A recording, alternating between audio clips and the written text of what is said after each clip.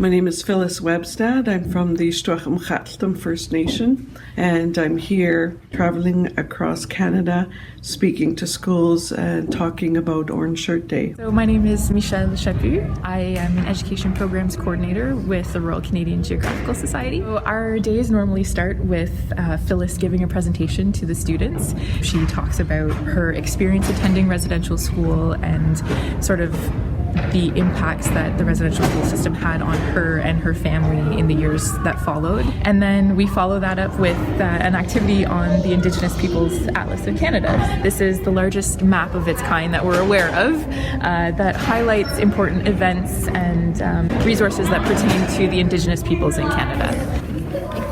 What's all these little purple areas? So we have a timeline that goes around the map that highlights both positive and negative events that have taken place that have affected Indigenous peoples in Canada. And then on the map itself, we have different data layers. So we have information about languages, we have information about different communities, the locations of the residential schools, there's the treaty outline. So there's a lot of information that teachers and students can use to learn about Indigenous history.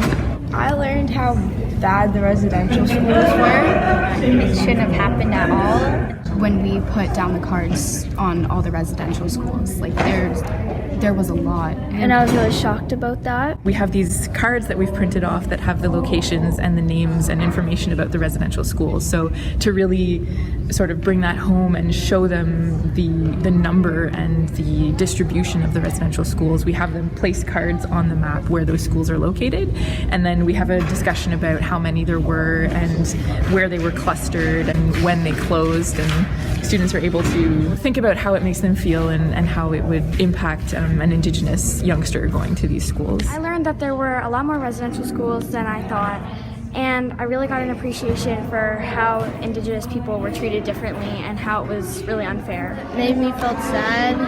I learned that actually residential schools weren't that long ago, like 1996 wasn't too long ago, but that's when the last one closed. People think that this happened 100 years ago and everyone that it affected is long gone.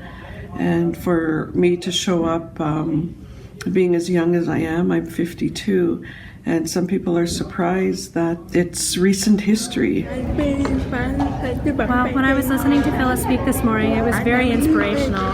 I didn't know that children that young had those types of experiences. And I'm really happy that Phyllis was able to come here today and tell us about her experiences. I always finish by thanking the students for wearing their orange shirts and asking them to make sure that this never happens again. It's really important work what she's doing, and she's connecting on a personal level with these students by sharing her experiences. Us being able to follow up and have them on the map, I just think it's a really neat way to communicate this story to students. I think it was a good experience that our generation can go and look at our past and our history. We're just not going to forget about it. My grandchildren are going to grow up in a different world than I had ever thought possible. It gives me so much hope.